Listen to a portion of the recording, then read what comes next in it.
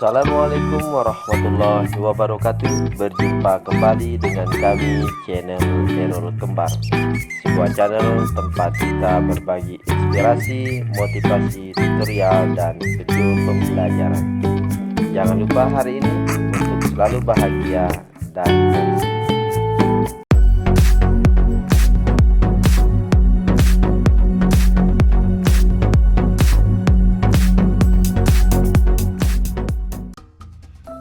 Assalamualaikum warahmatullahi wabarakatuh. Anak-anak cerdas Nusantara, jumpa lagi dengan saya Pak Hairul. Pada kesempatan kali ini Pak Hairul akan memberikan materi kelas 5 tema 6 subtema yang ketiga, pembelajaran yang pertama. Kompetensi dasar yang akan kita bahas pada kesempatan kali ini, bahasa Indonesia meringkas teks penjelasan eksplanasi dari media elektronik dan media cetak, dan ilmu pengetahuan alam menerapkan konsep perpindahan kalor dalam kehidupan sehari-hari. Anak-anak cerdas Nusantara, apa yang akan kita pelajari pada kesempatan kali ini?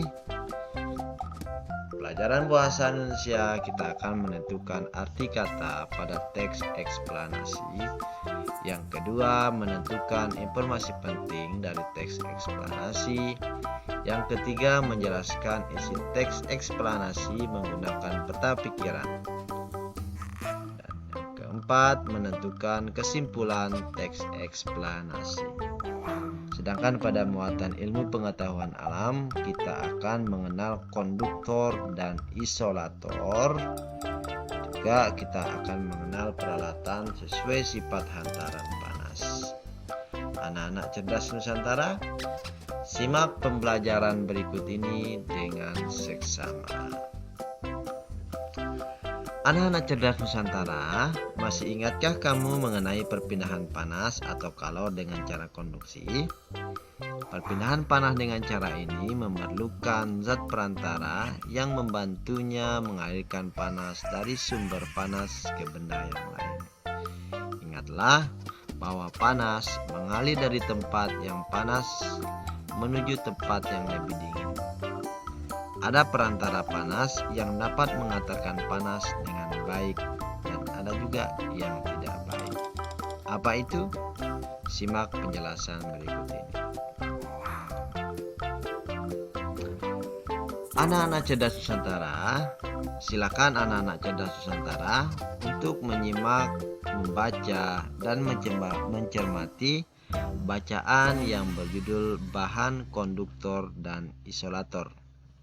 Baca dengan seksama, perhatikan kata-kata yang tercetak miring pada bacaan tersebut.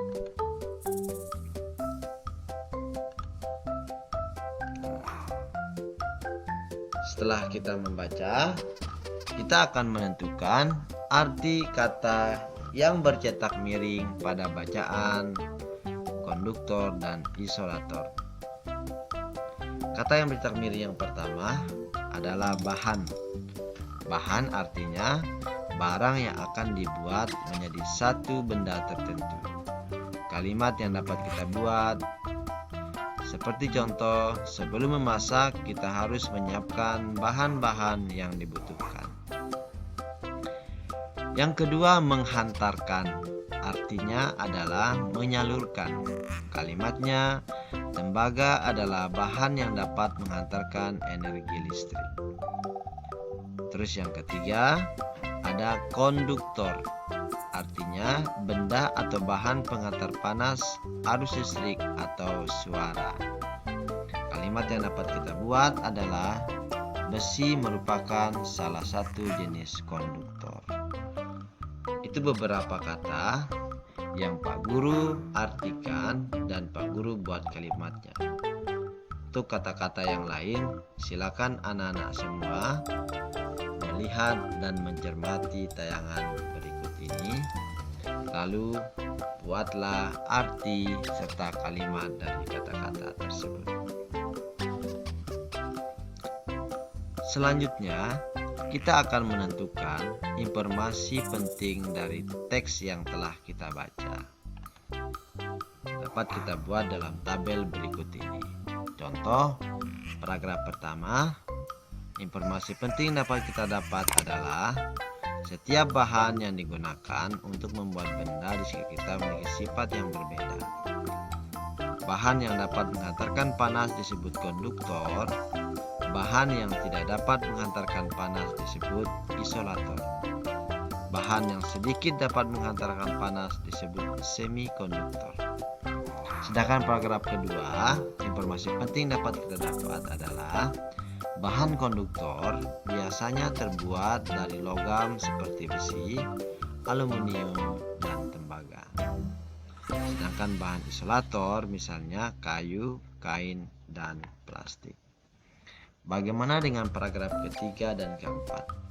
Nah, untuk paragraf ketiga dan keempat, silakan anak-anak cerdas Nusantara untuk mencari informasi penting itu dengan sebaik-baiknya secara mandiri. Nah, anak-anak cerdas Nusantara, sekarang kita akan menjelaskan isi teks dengan peta pikiran. Perhatikan peta pikiran berikut ini.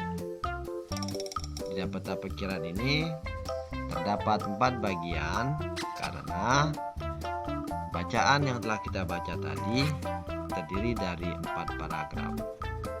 Di sini Pak Guru akan memberikan beberapa contoh bagaimana cara mengisinya. Misalnya gagasan pokok paragraf 1 yaitu setiap bahan membuat benda memiliki sifat yang berbeda. Sedangkan paragraf yang kedua, gagasan pokoknya adalah bahan konduktor dan bahan isolator dalam kehidupan sehari-hari. Untuk paragraf yang ketiga dan paragraf yang keempat, anak-anak cerdas Nusantara harus mengisinya secara mandiri agar kalian semua terlatih bekerja dengan baik dan maksimal. Selanjutnya kita akan mencoba membuat kesimpulan dari bacaan yang telah kita baca tadi. Di sini Pak Guru sudah memberikan kesimpulan. Kita sudah menentukan isi teks eksplanasi menggunakan peta pikiran. Dari peta pikiran tersebut, kita dapat menuliskan kesimpulan tentang isi teks. Kita tuliskan kesimpulan dalam satu paragraf. Kita gunakan kalimat yang efektif agar mudah dipahami. Kita dapat menuliskannya seperti contoh berikut ini. Bahan-bahan yang digunakan untuk membuat sebuah benda memiliki sifat yang berbeda. Berdasarkan sifat menghantarkan panas, jenis bahan dibagi menjadi 3. Bahan yang menghantarkan panas disebut konduktor, bahan yang tidak dapat menghantarkan panas disebut isolator, bahan yang sedikit dapat menghantarkan panas disebut semikonduktor. Dalam kehidupan sehari-hari, bahan konduktor dan isolator sering digunakan untuk membuat peralatan memasak. Penggunaan bahan konduktor dan isolator dapat diterapkan pada satu benda secara bersamaan. Bagaimana anak-anak cerdas Nusantara? Mudah-mudahan penjelasan singkat tentang muatan bahasa Indonesia ini dapat kalian semua pahami dan cermati serta dihayati. Selanjutnya, anak-anak cerdas Nusantara, kita akan memasuki muatan ilmu pengetahuan alam, yaitu kita akan berbicara mengenal benda konduktor dan isolator panas. Sekali lagi, mengenal benda konduktor dan isolator panas. Anak-anak cerdas Nusantara, apakah itu benda konduktor? Benda konduktor adalah benda yang dapat menghantarkan panas. Benda konduktor biasanya terbuat dari bahan kaca dan logam seperti besi, aluminium, dan tembaga. Contoh peralatan yang termasuk konduktor antara lain panci, wajan, dan bagian logam pada sendok sayur. seperti ini contohnya. Bahan-bahan ini pasti terdapat di rumah kita. Kalau tidak percaya, silakan anak-anak Cerdas Nusantara datang ke dapur dan lihat peralatan ini pasti tersedia di dapur anak-anak Cerdas Nusantara masing-masing. Anak-anak Cerdas Nusantara, sekarang kita akan berbicara tentang benda isolator. Apakah itu benda isolator? Benda isolator adalah benda yang tidak dapat menghantarkan panas. Benda isolator biasanya terbuat dari bahan kayu, kain, dan plastik. Contoh peralatan yang termasuk isolator antara lain sendok sayur, sarung tangan, dan bakul nasi. Masih banyak lagi contoh-contoh benda yang termasuk isolator, di mana benda-benda tersebut tidak dapat menghantarkan panas.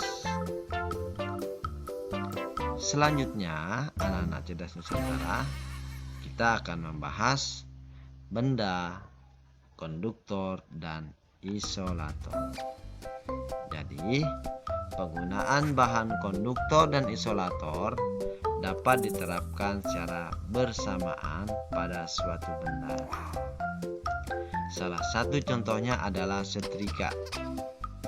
Bagian alas setrika terbuat dari bahan konduktor dan bagian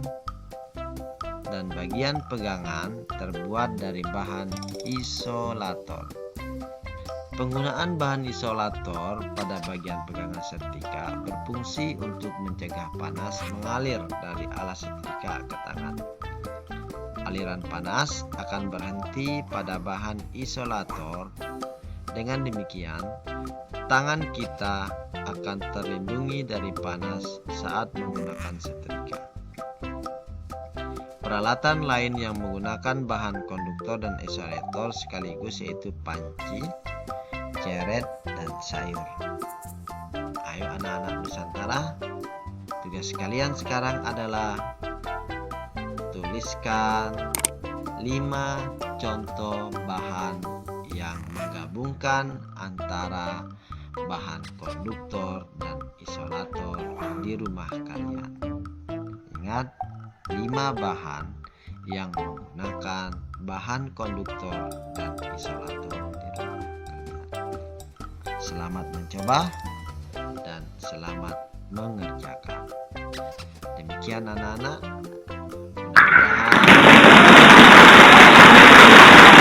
Pada kesempatan ini dapat dicerna dan bermanfaat untuk kita semua. Jangan lupa like, subscribe, komen, dan bagikan video ini ke teman-teman kalian. Demikian, assalamualaikum warahmatullahi wabarakatuh.